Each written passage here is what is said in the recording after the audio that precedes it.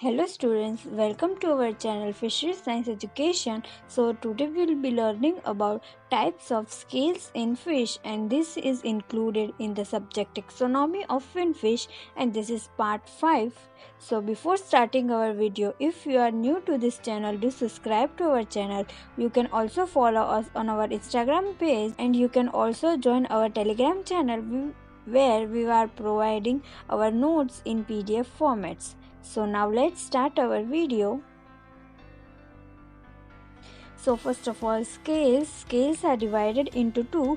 First is placoid and second is non placoid. तो जो scales है वो दो टाइप्स में डिवाइड हुए हैं. पहला है placoid scales and second is non placoid scales. So non placoid scales are further divided into cosmoids, ganoids and cycloids or ctenoids. So now we will study about all these scales in detail. So first of all we will study about placoid scales. So it is developed from epidermis and dermis. So this placoid scale is developed from the epidermis and dermis layer. तो जो ये placoid scale है वो epidermis और dermis दोनों layer से develop हुई है and usually found in elasmo branches. So it is found in elasmo branches such as sharks, rays, etc. So the scale consists of basal plates and spiny projection. तो जो ये scales है उसमें दो part है. पहला है basal plates और second is spiny projection. And basal plates it is formed by substance resembling cement of teeth. तो जो basal plate है वो एक base plate है जो कि cement of teeth की जैसे दिखता है.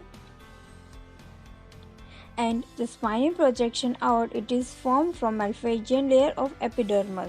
तो ये जो स्पाइन प्रोजेक्शन है वो माल्फिजियन लेयर ऑफ एपिडर्मल से बना हुआ है. जैसे हम डायग्राम में देखते हैं, ये सेकेंड वाला डायग्राम है उसमें जो नीचे का पार्ट है वो बेसल प्लेट है और ऊपर है वो स्पाइंस है. So now we will study about the structure of this placoid scale. So it resembles a tooth. तो ये जो स्केल है वो एक टूथ की तरह है जो कि दांत की तरह है. And outer layer is vitrodentine. तो इसका जो आउटर लेयर है वो विटिलोडेंटाइन है. ये डायग्राम में हम देखते हैं जो आउटर लेयर है वो विटिलोडेंटाइन है. It is hard, transparent and enamel like. So it is very hard and transparent. Our inner layer is dentine.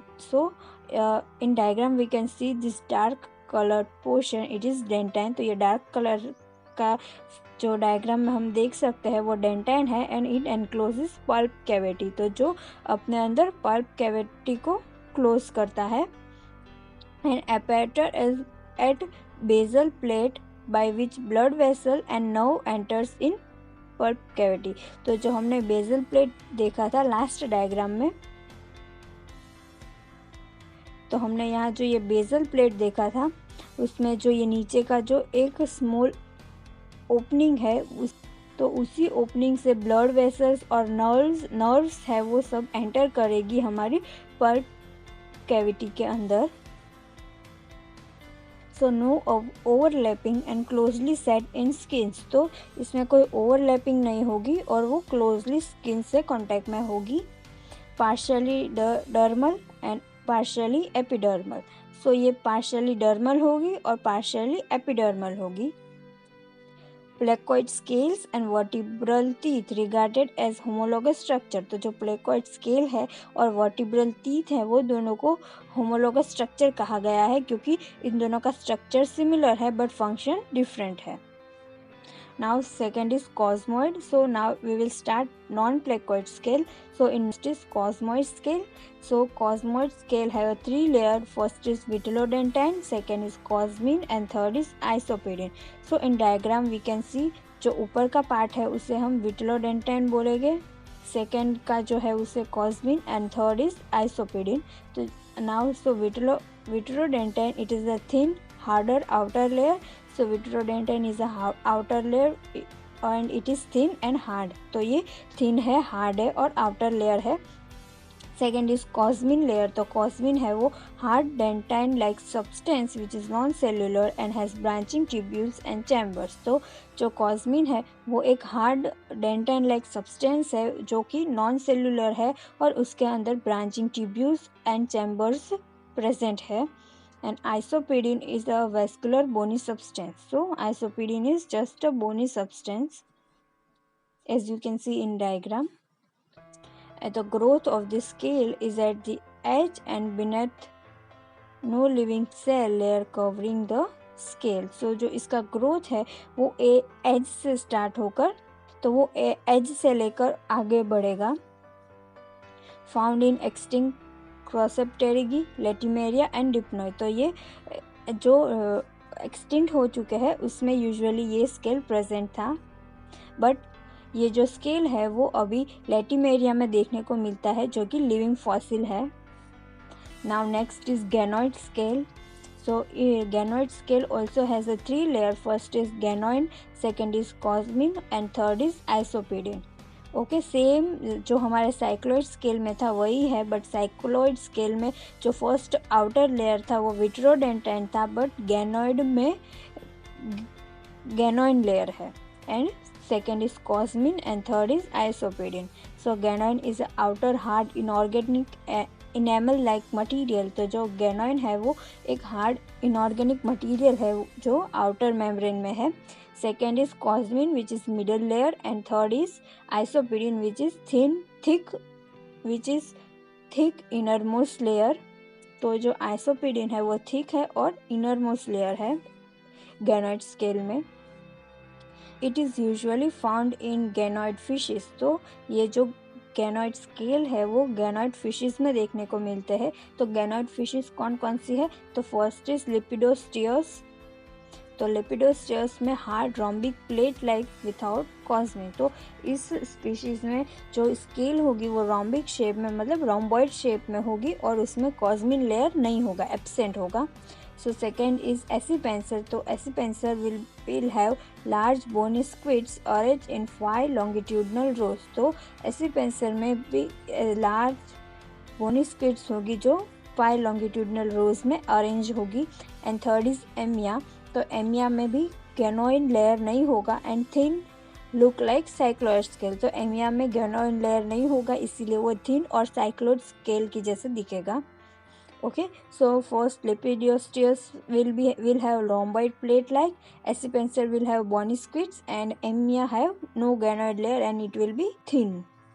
The growth takes place at the edge, beneath and on the surface. तो edge से लेकर वो surface तक जाएगा उसका growth. So next is cycloid scale. So it will be thin, transparent and roughly rounded in shape. तो cycloid scale होगी वो thin होगी, transparent होगी और rounded shape में होगी। जैसे हम डायग्राम में देखते हैं उसका जो shape होगा वो round होगा। and have alternative ridges and grooves. तो इसमें alternative ridges और grooves होंगे जो हम डायग्राम में देखते हैं। ये सेकेंड वाला डायग्राम में जो हम पीछे वाला पार्ट देख रहे हैं वो ग्रूव्स है और ये जो सर्कुलर साइक्लोइड स्केल में उसे हम रिजिस बोलेंगे और रिजिस और सर्कुली भी बोलेंगे, रिजिस भी बोलेंगे। And it will be in the form of concentric circles. तो ridges and circuli will be in the form of concentric circles. Concentric circles means तो उसका सर्कल का जो सेंटर होगा वो सेम होगे जैसे हम ये डायग्राम में देखते हैं।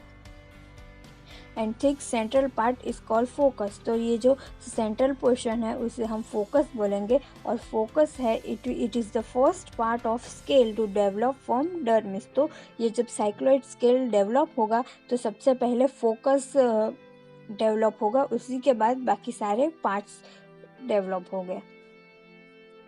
And radii which runs from focus to margin. तो ये हम डायग्राम में देखते हैं फोकस से लेके मार्जिन तक जो एक लाइन रन करेगी उसे हम रेडियाई बोलेंगे। And this scales first appeared on the caudal peduncle of larva. तो जो स्केल है वो सबसे पहले कॉर्डल पेंडुकल में अपीयर होगी, फिर ही पूरे बॉडी पार्ट्स में आएगी। So the scale will be firstly we will see the scale only on caudal peduncle of larva and mostly seen in teleost as carp. तो ये जो स्केल है वो हम टेलियोस में देखने को मिलेगी जैसे कि कार्प्स है। Now next is ctenoid scale. तो thin and circular like cycloid scale. ये साइक्लोइड स्केल की जैसे ही होगी बट इसमें एक स्मॉल डिफरेंस होगा कि इसमें जो एक स्मॉल डिफरेंस होगा जैसे हम डायग्राम में देखते हैं। And serrated margin and several spines present on posterior part of scale। हाँ, तो इसमें जो पोस्टीरियर पार्ट मतलब नीचे वाला जो पार्ट है उस पर बहुत सारे स्पाइंस हो गए टिनॉइड स्केल में, बट जो साइक्लॉइड स्केल था उसमें ऐसा कोई स्पाइन नहीं था, बट टिनॉइड स्केल में स्पाइन है। And it will be thin and circular. Okay, so it is found in large number of perciform fishes. तो जो पर्सिफॉर्म फिशेस है उसमें ये बहुत ज़्यादा देखने को मिलती है। Now we will see the uses of this scale। okay, so first of all, first use is protection। तो जो स्केल है वो फिश के प्रोटेक्शन में काम करती है। And also it is used as a classification. तो अगर हम देखते हैं जैसे कि प्लेकॉइड स्केल है, तो placoid scale will always be found in sharks and skates. Okay, so we will classify that it is we will classify these fishes according to their scales, or if we will see teleost scale, then teleost fishes will have a cycloid scale। so like this we can classify these fishes। now as in silurids, that catfish, it is scaleless, so in catfishes there will be no scales। and age determination, so with the help of scales we can also determine the age of fish, which we will learn further, and modifications in various species। so this scale will be modified into many different structures, which we will see further now। so first of all, in shark it is modified to form teeth in jaw to catch prey। तो जो shark है उसमें जो scales है वो एक teeth की तरह मॉडिफाई हो गए, जैसे हम डायग्राम में देखते हैं, ये फोटो में देखते हैं कि ये जो इसके टीथ है वो मॉडिफाइड स्केल्स है। And in saw fish scales are modified to teeth. तो ये जो हम फोटोज़ में देखते हैं, ये जो सॉ फिश का जो टीथ है वो भी एक मॉडिफाइड स्केल है।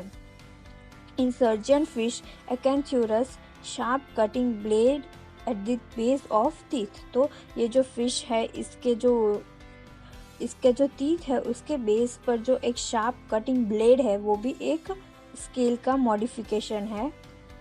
So fourth, in puffer fishes and Diodon scales modified into spines. तो इन पफर फिशेस जैसे कि टेट्राडॉन फिशेस हम देखते हैं कि उसका जो बॉडी है वो एकदम स्पाइन से कवर है, तो वो ही एक मॉडिफाइड स्केल है। So in coffer fish protective box formed by articulating bone plates. तो इन कॉफर फिश में हम देखते हैं कि जो इसका प्रोटेक्टिव बॉक्स है वो एक पूरा बॉक्स बना है जो कि एक मॉडिफाइड स्केल है, और scale also modified to gill rakers. तो गिल रैकर्स जो स्केल है वो एक मॉडिफाइड हुआ है गिल रैकर्स में। तो गिल रैकर्स क्या करता है कि कोई ऑर्गेनिज्म, कोई फिश होती है जो अपने फिल्टर फीडिंग करता है, मतलब वो अपने गिल रैकर्स से वाटर को पास करेगा और इसी में से जो उसको प्लैंकटन, जू प्लैंकटन उस पर फिल्टर होता जाएगा, वही वो फीड करेगा। तो इसीलिए जो स्केल है वो एक गिल रैकर में मॉडिफाइड हुआ है। And seventh is a protective rings surrounding the body in sea horse and pipe fishes. तो जो सी हॉर्स और पाइप फिशेस में जो प्रोटेक्टिव रिंग्स है जो उसके बॉडी के सराउंडिंग है, ये डायग्राम में हम देख सकते हैं कि एक सी हॉर्स है, इसमें ये जो सारे रिंग्स है वो भी एक मॉडिफाइड स्केल्स है। ओके, और ये पाइप फिश में भी सेम सी हॉर्स की तरह एक गिल्स सी हॉर्स की तरह रिंग्स प्रेजेंट है उसके फुल बॉडी में, तो वो भी एक मॉडिफाइड स्केल है। Okay, so this was it for our today's video. Thank you so much, happy learning.